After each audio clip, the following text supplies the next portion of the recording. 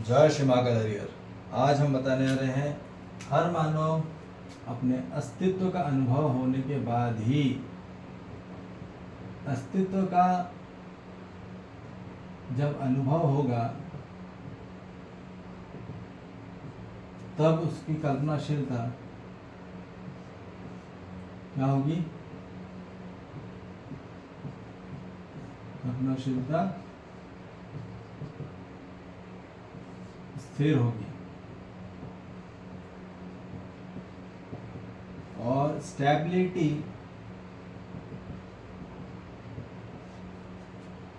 Is the real success of life. स्थिरता केवल सत्य को जान के होगा। सत्य की ही अनुभूति होती है, यह हमको समझ में आ जाए। अनुभूति जीवन में जब सत्य क्या है, वास्तविक सत्य क्या है, जब इसका हमारे जीवन में अनुभव होगा तब आत्मा में किसमें होगा?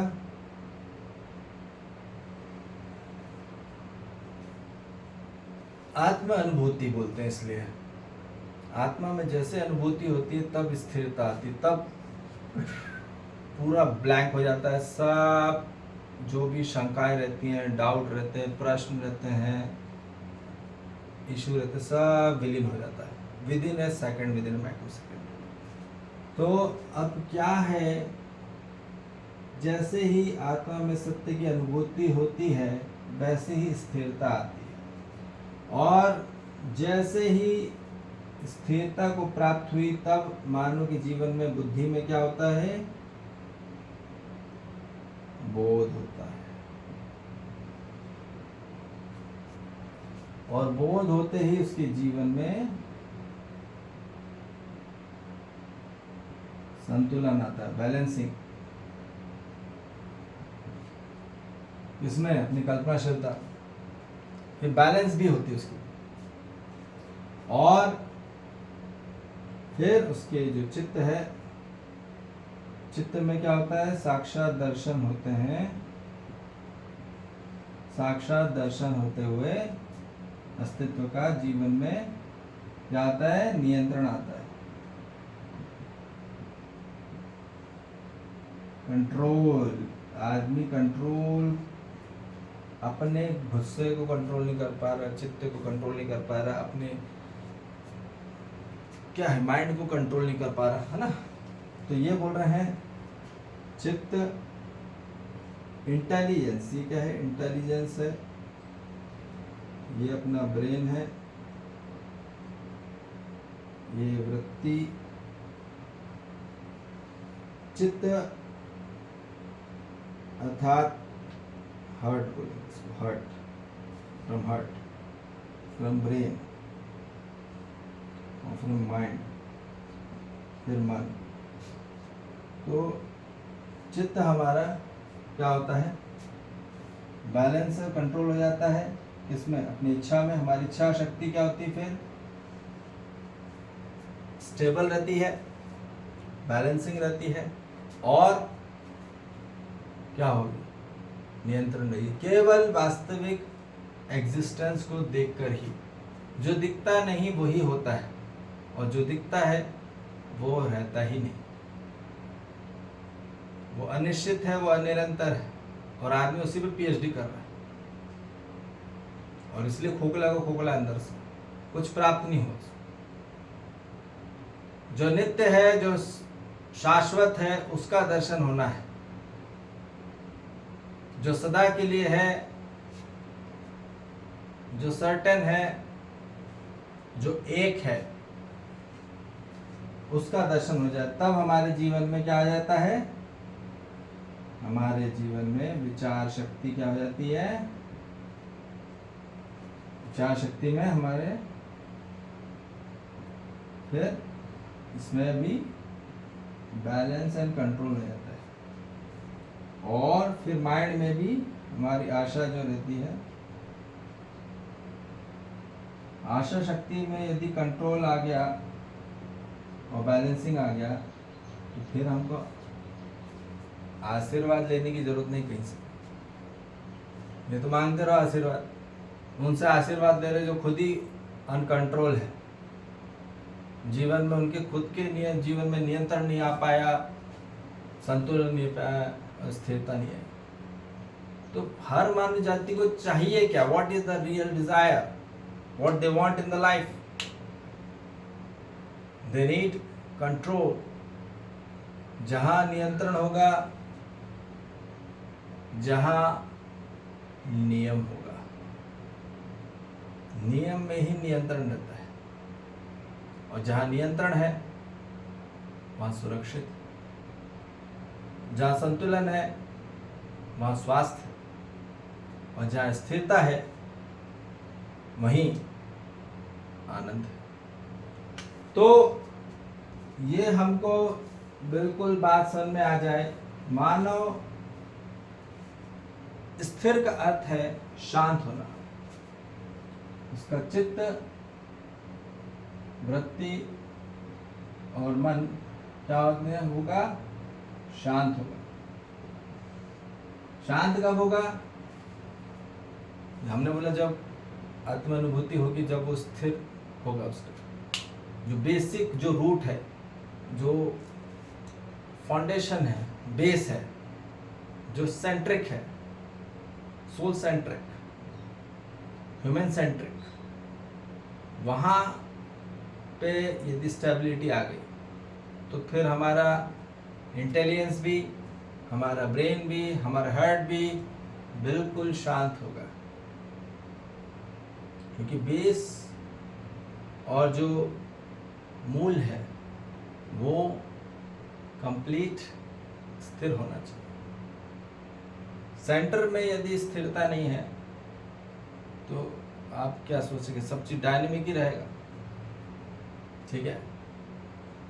तो स्टैटिक और स्टेबिलिटी कब आएगी?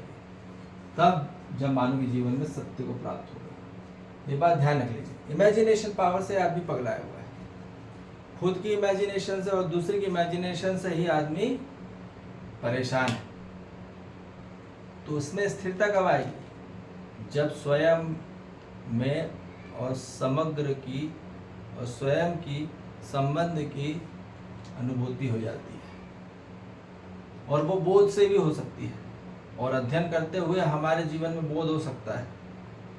यदि किसी ने अनुभव किया है, कई कई महापुरुषों ने, वास्तविक महापुरुषों ने जीवन में अनुभव किया है, तो वो अनुभव हो के जो भी वो हमें बताते हैं हमारे जीवन में, तो वो हमारे लिए अध्ययन है।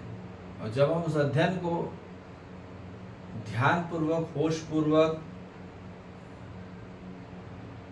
अभ्यास भी कर लेते हैं, तो फिर हमारे जीवन काल में अनुभव हो जाता है बहुत जल्दी। तो इसलिए हमारे जीवन में परमानेंट शांति केवल अनुभव के बाद होगी। यदि हमें बोध हुआ है ना, कैसा अस्तित्व, कैसी प्रकृति हमारा, उसका संबंध हमको पहचाने, तो हमारे जीवन में संतुलन रहेगा। स्थिरता केवल अनुभूति के बाद आएगी, परमानेंट। तो ये हमको समझ में आ जाए कि जीवन में जितना आदमी अभ्यास करेगा, जितना खोज करेगा, जितना शोध करेगा, उतना बोध होगा। जैसा शोध वैसा बोध। ये हमको क्लियर बात समझ में आ जाए तो संपूर्ण मानव जाति शांति को प्राप्त होने जाती है, और शांति केवल स्थिरता में है।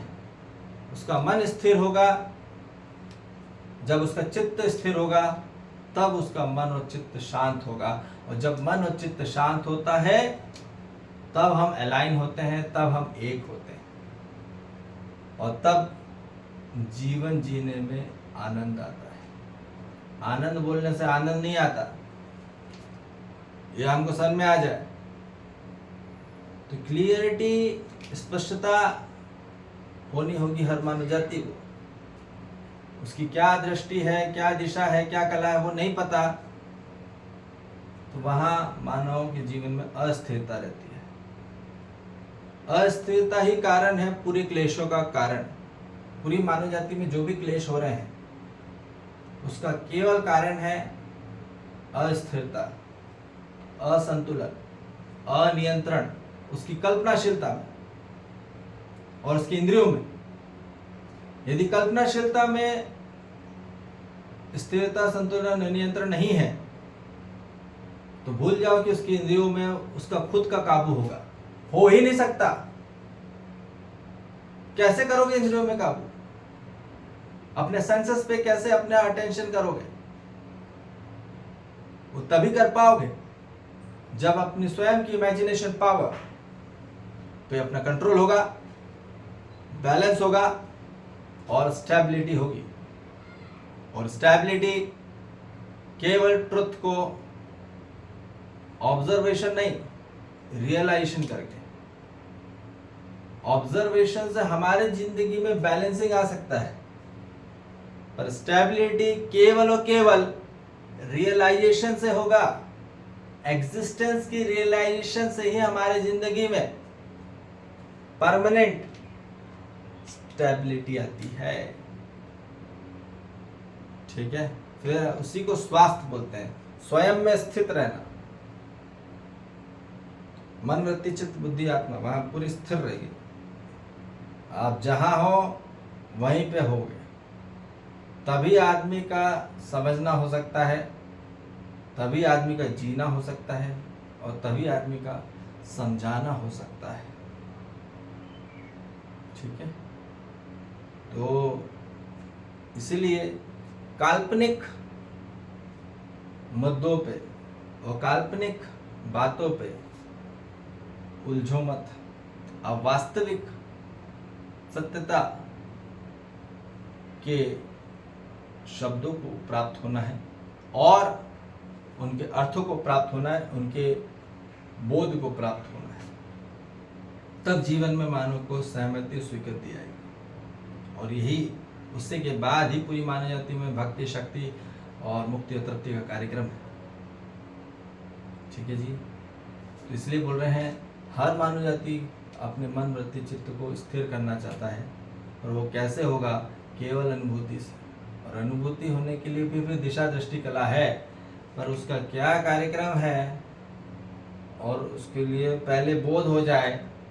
ठीक है, साक्षात्कार दर्शन भी होगा तो हमारे जीवन में नियंत्रण आना चालू हो जाएगा, और बोध होगा तो हमारे जीवन में संतुलन आएगा। पर जब जीवन में अनुभूति होती है तब परमानेंट और फिर एक्चुअली स्थिरता आती है, और यही चीज पूरी मानी जाती है, कंप्लीट शांति। ठीक है, फिर इधर उधर भटकना नहीं पड़ता है। ज्ञान स्वयं में ही अर्जित होता है, स्वयं में ही प्रकट होता है। ज्ञान बाहर से नहीं आता, ज्ञान स्वयं में प्रकट होता है, और यही हर मानव जाति को अपने जीवन में प्राप्त होना है, और यही सफलता है। ठीक है जी, जय श्री महाकाल। हरे।